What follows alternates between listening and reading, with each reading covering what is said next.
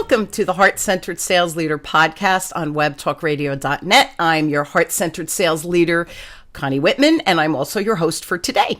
Now, I hope as you listen to the show, a couple of things, that you feel my passion, because I am extremely passionate about helping you change your perspective. And for me, it's on that word sales. So I'm starting a movement. Everybody thinks the word sales is this icky, sleazy, pushy thing.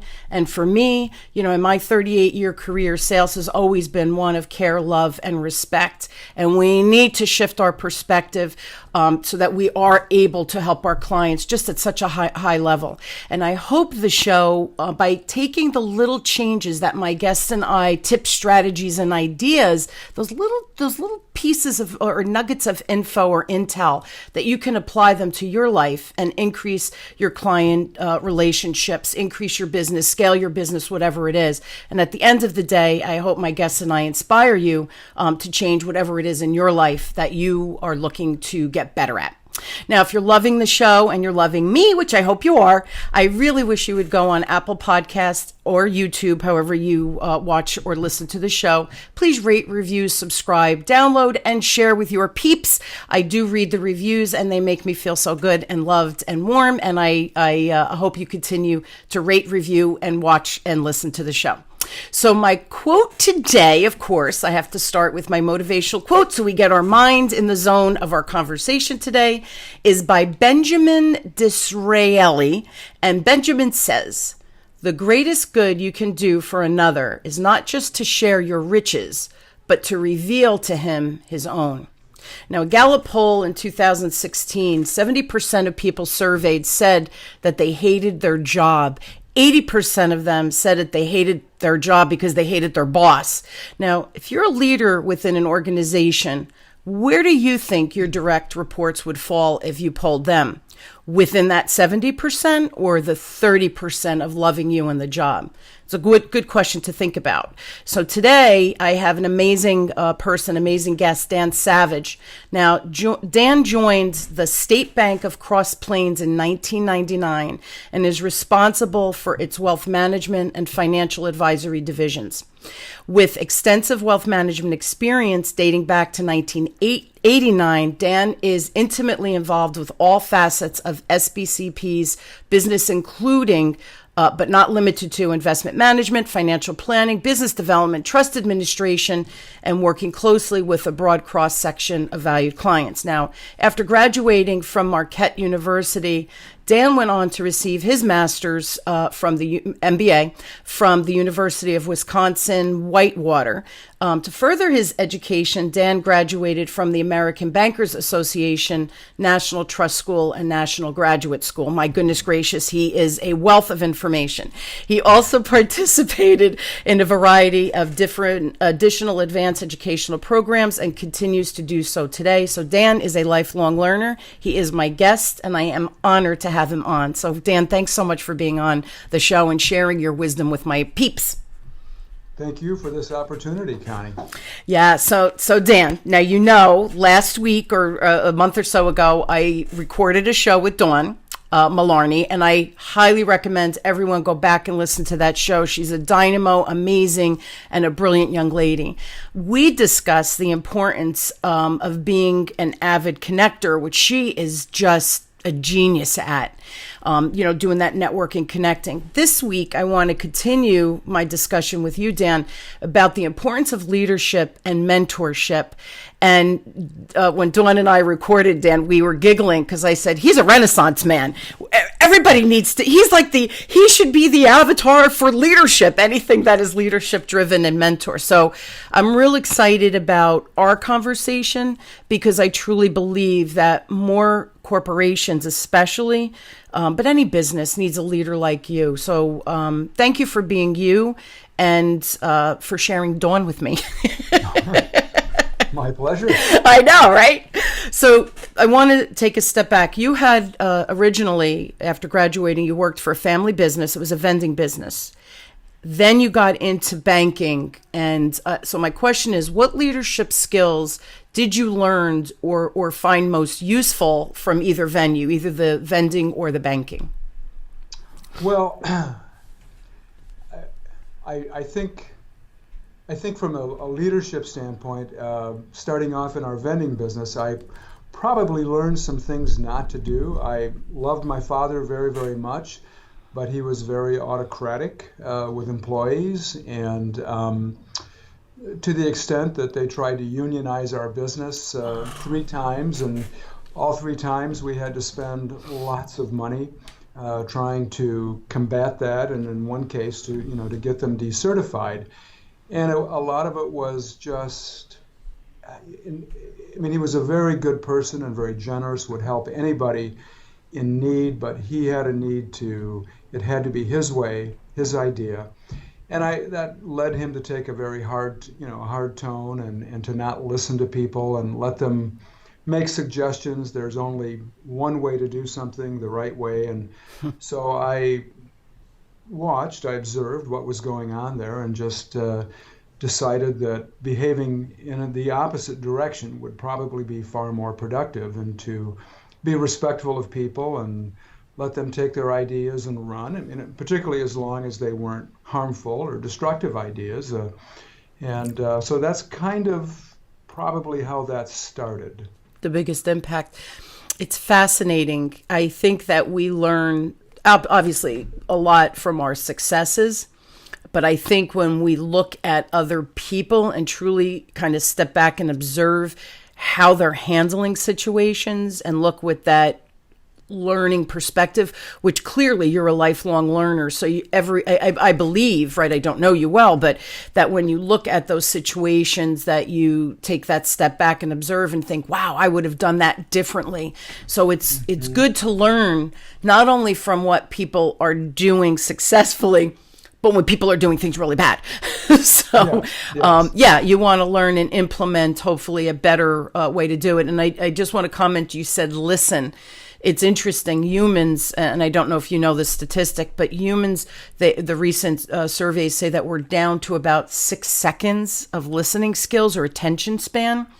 And this, I know this is the funnier piece. Somebody recently told me that it's either a guppy or a goldfish, I'm not sure, has a 7-second attention span.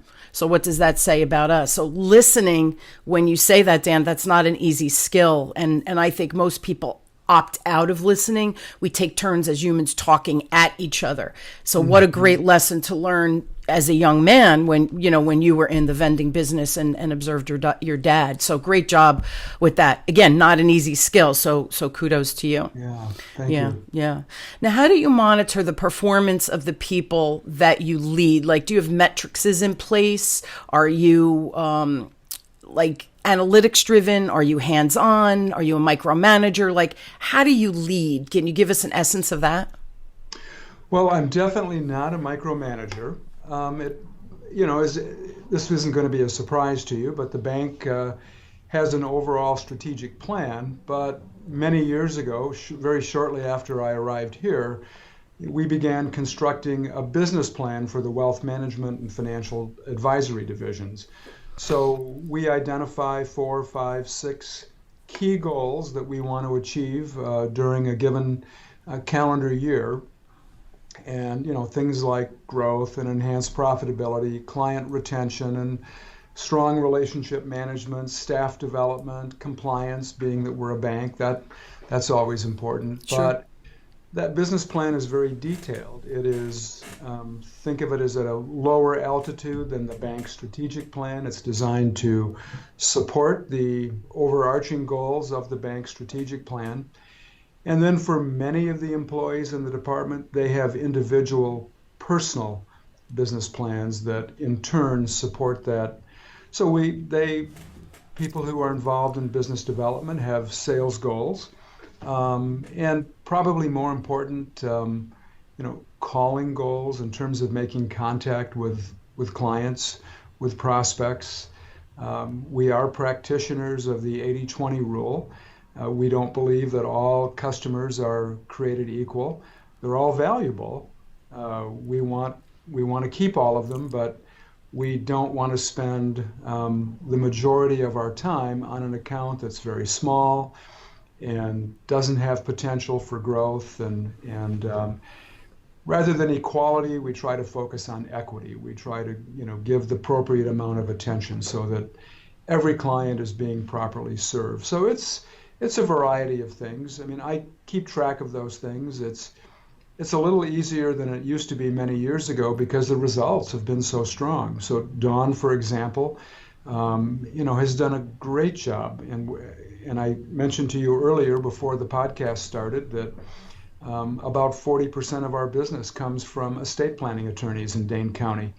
And so they're not the end user, but they are clearly an influencer of that eventual end user. And Dawn has just become a master at cultivating and perfecting how we establish and maintain those relationships. So by far and away, she's the most capable person in the department, in the division, for doing that, bar none. And it's funny because she's a heart-centered sales leader, in my opinion. The moment I met her at we were doing Zoom networking, right? I'm in Jersey. You guys are out in the Midwest, and we hit it off. We were like two peas in a pod, but philosophically, her approach to sales, that ugly word, Dan, really is one of heart love and that care approach.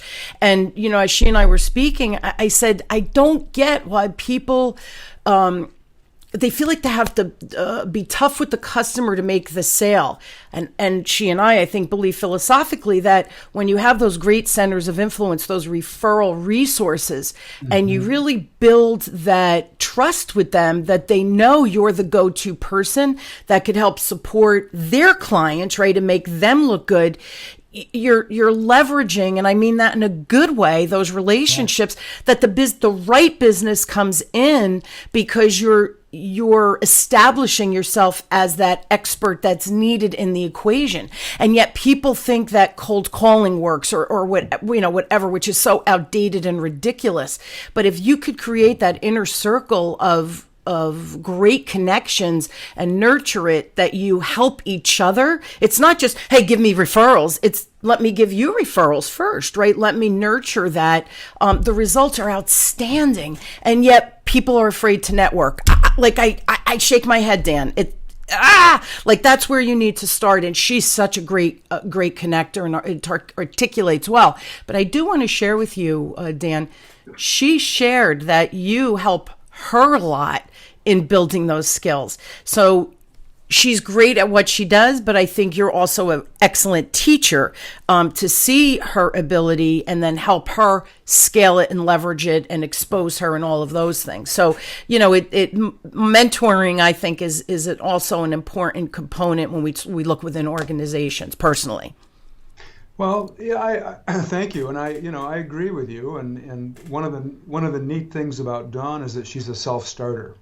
So early on in her tenure here, we were hosting a pretty large event, and of course you can send out invitations via mail or email, and people don't respond and stuff. So typically, I would be on the phone, calling up attorneys or various other invitees and reminding them, and hey, do you want to come and sign up? And it was time to go to lunch, and I left.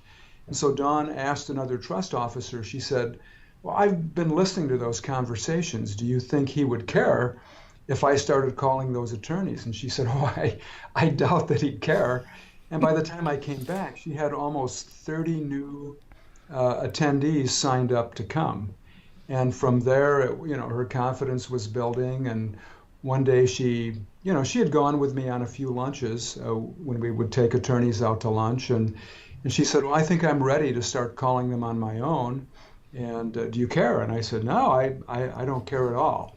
So, and she's been immensely successful pre-COVID and during COVID. It's fascinating when you empower people and have confidence in them, that their confidence builds, and then they could go and run with things. She is a self-starter. I mean, she's truly an amazing young lady. Fascinating that, you're on lunch and she's like, I could do this. And here's the other thing for me with my takeaway with that story as well is, intuitively, I believe she understands the importance of that hands-on touch versus email. We're so used to doing emails. Right. We have to reach out on the phone. We have to, reach out now. Obviously, Zoom is such a wonderful tool for us to stay connected visually with our clients, which I think is important too, because you feel my body language, you feel my energy, and certainly we want our clients and our centers of influence to feel that as well. So she did not miss a step with that. See, again, it goes back to that loving energy of care of how can I support you? This is the next thing we're doing. Please come. We want to include you. So picking up the phone, everybody gets so nervous with it. Activity is important, but the quality of the activity is exponentially important. So, good for you that you were able to empower her. Yeah. And it's, salespeople often forget that they need to make it about the customer. Always. Or the prospect, not about themselves or their company. And Dawn just intuitively understood that from the beginning. And whether it was an in-person meeting or I don't know if she shared with you that after COVID hit, most of the attorneys in Dane County for a long time weren't going into the office, they were home. And she started calling them via Zoom. And she's typically is having anywhere from 4 to 7 Zoom meetings a day. And her strategy was she would just call up and, how are you doing personally? How are you feeling? How is this impacting your business? She didn't talk about wealth management issues. She didn't talk about us possibly being a trustee for their clients. She talked about them. And, invariably, a couple of weeks later, a month later, a letter arrives that, hey, I met with the Smiths or the Joneses and they've named you. The attorneys that she speaks to. So it's fascinating. It's fascinating. And it's funny, Dan, I COVID hit like everybody else. I thought, what do I do next? And I'm high energy. I'm the Energizer battery. So I had a book on the shelf. My kids were little when I had started it, and it just timing was off. I couldn't put the time into it because I'm a mom first, And so I had this kind of book, and I thought I need to dust it off and bring it to market. And it's my signature 7-step sales process, how I've been successful in 30 years. Anyway, so I published the book. It hits international best-selling. Woohoo, yay, Connie. But this is the reason I'm telling you this. The first line or the first chapter in my book is called Love. And the first sentence of the book, Dan, says, if you're not selling from a place of love, you're doing it wrong.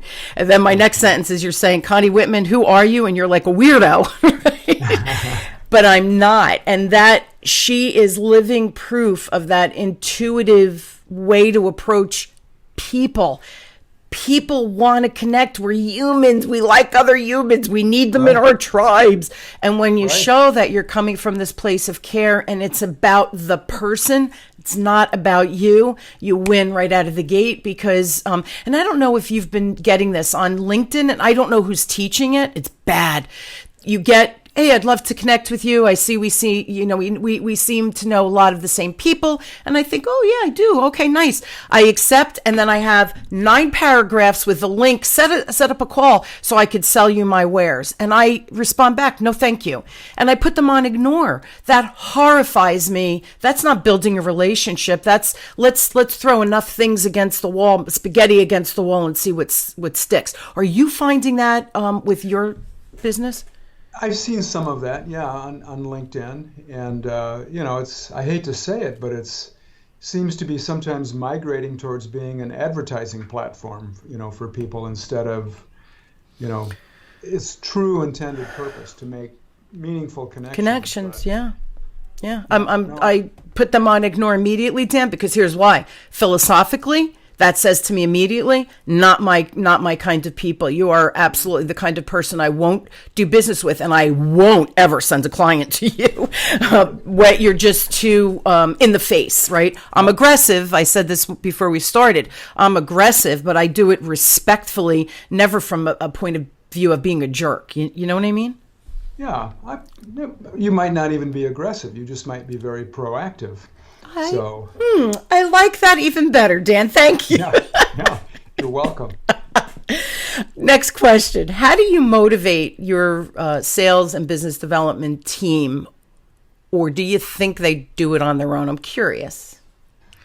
Well, many of them do it on their own, but there are, financial incentives. So when someone makes a sale, we, let's just say somebody brings in a $1 million account. And let's say the fee is $10,000, it was 1% or $10,000 annually. As soon as those assets book on, that employee gets 35% of the equivalent of the first year's fee, and Nice. they get it right away. Nice. So they get $3,500 deposited to their, on their next paycheck.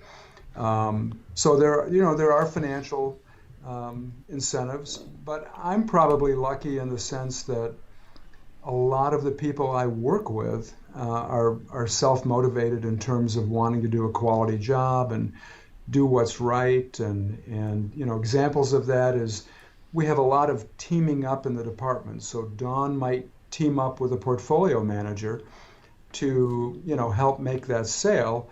And even though she's the person who brought that person into the fold, so to speak, she'll split that sales incentive with the portfolio manager so that he or she is maybe getting half or 40, depending on the work that was involved. Nice. But we have several people in the two divisions that are more than willing to do that. So Wonderful. I think I just got lucky and ended up with a good group of people to work with who care about other people in general. So they take pride in their work, but financial incentives, don't hurt. And we do have goals that they're expected to, to try to achieve. Sure. And sometimes that's tough. Not everyone is hitting their goals this year because of COVID, and Sure. But some are exceeding them, and Dawn being one of them. It's fascinating. So I'm fascinated by you again because you use the word lucky. Here's my definition of luck, Dan. I think, yes, of course, there's always an element of luck that hopefully we're all exposed to. But for me, I think luck finds you when you're exhibiting those skills and opening your arms and heart to what's possible versus that lack mentality of you need to make more sales, right? But you don't ever mentor or guide someone how to do it. There are a lot of bad managers out there, Dan. I mean, you know that, right? I'm preaching to the choir here. So I think that when you open yourself and you empower people like you do and don't micromanage, guide them, mentor them, teach them, have them become eager learners, all of those pieces of the puzzle, I think that's where the magic happens. And that's when luck, if you will, finds you, because I think you're actually finding the right people that philosophically, value-wise, they think like you. So you're building out your team from what your expectation is. And you said something earlier when we started that you have the strategic, 5-year plan, 1 to 5 year plan within your bank, the organization. But then you whittle that down a little bit lower to what your division goals are. And then you go even lower and have people, the individuals, come up with their business plan. And that to me is brilliant because it's an opportunity for you to say, hey, Dawn, I love that. Why don't we add this, this, and this? Because you're experienced more than her. Mm-hmm. And then you tweak those business plans. So you start and you whittle down. And when you come up with the right plan, the right people, based on your value-driven management style, that's why I think luck finds you. I don't think it's luck at all, personally. I think you've crafted that. Well, perhaps. But, and then the president of our bank is of a similar mind, and he's very Wonderful. supportive and empowering of people. And Love it. He doesn't micromanage. We get to manage this division as if it's our own business. I mean, but obviously we're expected to deliver results and do it ethically and legally. But by and large, we're allowed to run this the way we see fit, and so we're all very lucky because not every organization has that kind of leadership. Agree. In the CEO role, but so we appreciate Jim very much. And kudos to Jim, because here's the other thing, Dan. I believe that when you have a culture like you're describing, it has to start at the top. So when you have someone at the helm who has those values that are really their client first. Because when you do put the client first and you hire the right people, your employees are happy because you're supporting who they are naturally, right? It's a natural fit, and you're allowing them to do that. And oh yeah, by the way, we have to measure results. We have to have goals and benchmarks. But again, I think you create your luck. That's my take on that. So kudos to your CEO. But it does, I believe, cultures that are that strong and vibrant and dynamic and gaining the results and the growth that you shared with me before we started, that your attrition is down from 4 to 1%, your growth is over 10%. Wow. I don't think it's an accident. I think that all of the behind the scenes things that you do create those results on the front end. So that's my take on how great you are. So there, you're going to be able to walk through the door when you get home tonight. I mean, is anything happening to my head? Because it feels tight. I love it. Tell us what does your sales team mean to you personally? And when you're with your centers of influence and clients, obviously you have to bring the team in, right? Because you can't manage all these accounts as well. So what do your sales team mean to you, and how do you portray them to your clients? I'm just curious. When you say portray them to clients, do you mean prospects? Yeah, prospects, yeah.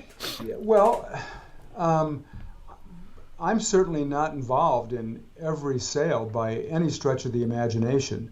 Dawn and Jordan and other folks are fully capable of not having me participate in those things. In fact, that's been a goal of mine.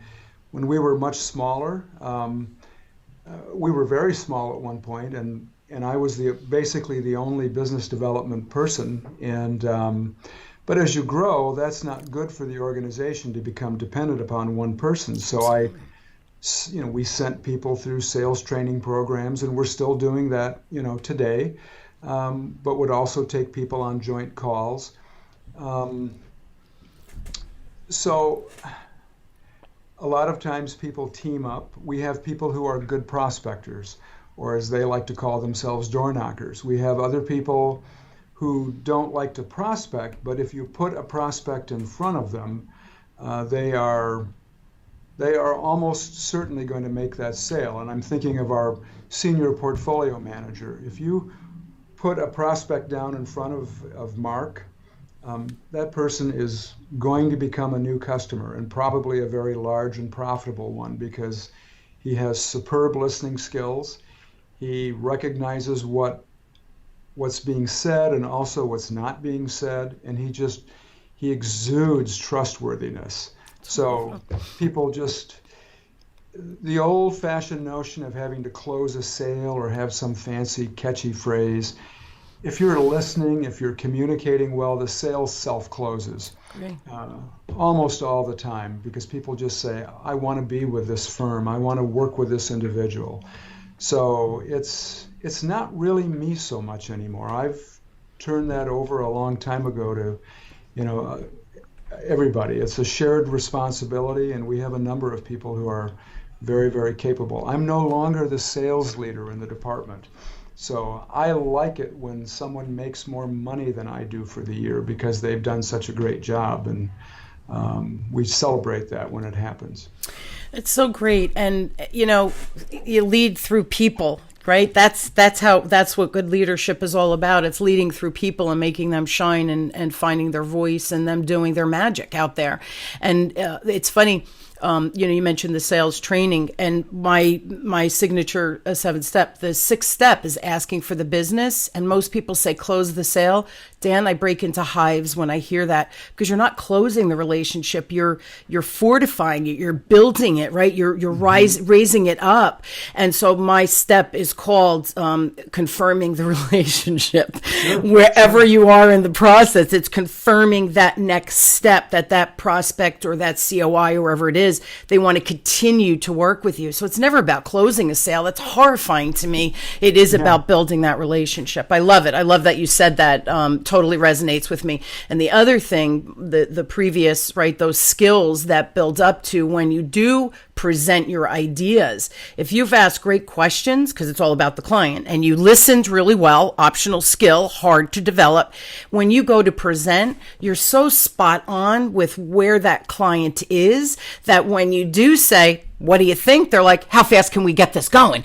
Because you've hit them exactly where they needed to be met, because you asked the correct questions to hear and understand, and then you listened, and then the presentation is the easy part, because it's a direct hit, right? It's a match. Sure. So yeah, I love that. Sure. Now, my last question, we're almost out of time, but you have quite a bit of women on your team, which is fascinating. Now, being a male, and really it's a male-dominated industry, especially when I started. It was like me and, 40 other guys in the sales team, right? So what are your thoughts on that for leaders, current leaders, or people who are aspiring to get into those high leadership positions like yourself? Well, I think diversity is very important, without a doubt. And, we're part of a bank, but we're kind of strange in that wealth management, trust people, we're not like a lot of the other employees in the bank. I always tell people a commercial lender, they'll take your kids as collateral, whereas we're trust officers, wealth managers tend to be the warmer, the fuzzier group. But Dane County, Madison, Wisconsin, as you may guess, is very progressive, very liberal.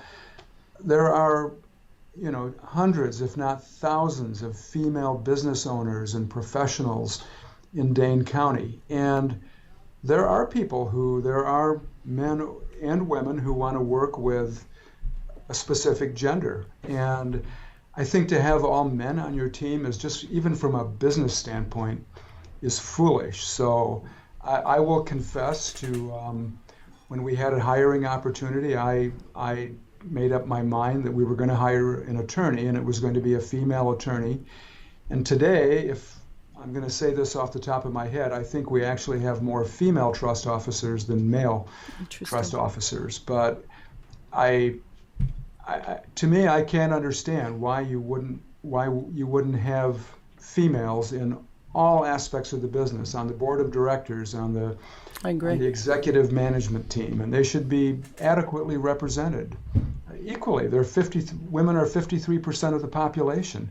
Why would you have 5% of your workforce or your management, team as female? So, and I have a 40-year-old daughter who I want to see have equal opportunities throughout her life, and so I'm probably biased in that way, but that's really why, Connie. And it's fascinating too to me because men and women, Dan, we think differently. And I think having opposing views or different, not opposing views necessarily, but that different perspective on how you see a situation, I think it's vital to making things even better. And I think the decision making becomes better because you're not kind of in a tunnel vision. Does that make sense? You have a bigger perspective of truly what the situation is that you can weigh in on. So, and it's funny, being a female business owner for 20 years, I'm asked often, are most of your clients women? I go, no. I like dudes too, So I have a blend of men and women because I don't think I would like to only work with women, because I love, for my own development, my own personal development, when men say something and it's such a foreign thought, or a thought that didn't even occur to me, I often observe and think, tell me why you thought of that. Like, where did that come from? And oftentimes it's just the guy's perspective versus the female perspective. So I'm fascinated by that because I can't think like a man, right? Because I'm a woman. So I love that blending of men and women working together, collaborating, etc. Because I think it's dangerous to have a one-dimensional view of things. It's dangerous. Yeah, I agree, and this isn't, what I'm going to say isn't very scientific, and so somebody may send you an email or something, but I find that I have very different conversations with women than men, and I think that's generally true. So if I get to a leadership team meeting in the morning and people are filtering in, when men come in, it's like, hey, did you watch the Packer game? Did you see that the Brewers won last night? It's always about sports. When women come in, the conversation is totally different. And I have to say, if somebody said, you have to have a conversation for the rest of your life only with women or men, who would you want to have the conversation with? And I'd have to pick women, because I think the topics are more diverse. I think they're deeper. I think the conversations are more robust, and I can't prove that. I'm sure if someone from the bank hears this podcast, I'm going to catch some flack for it, but it's what I honestly have observed in my own experience. So, I guess I'm a little biased that way. I love it. And so, Dan, this is what Connie Whitman just heard. Women are better than men. No, I'm teasing. Well, no, I'm so teasing. I did not mean that. Bring an added dimension that I think is really important. But every relationship. See, but I think because you're a man that you feel that way. And I think if we asked women that same question, they might feel that they like having conversations with the guys, because women are used to women. We know, like, I almost know what my friends, are going to think or say, or colleagues are going to think or say, because we're women. So maybe it's that opposite, like I said before. I enjoy my male clients because their perspective is different than mine, because I can't be a man. They can't be a woman, right? So I think that the opposites attract kind of philosophy.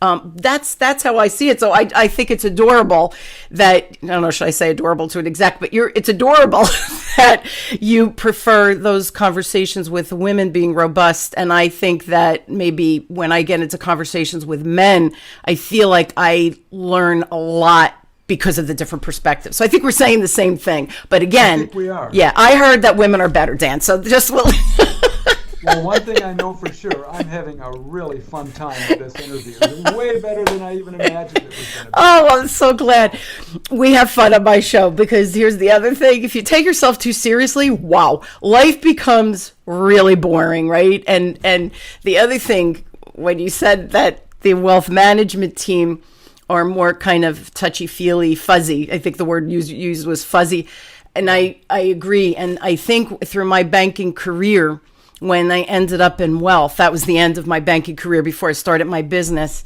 Okay. I loved it. I loved sitting at the table. People had wealth, certainly, but really trying to understand, because they built that. Like, wow. And, I was, of course, younger at that time. I was in my 30s. So to meet with people who had amassed this beautiful wealth through hard work or building a business, and that fascinated me. Isn't that interesting that ultimately I became a business owner?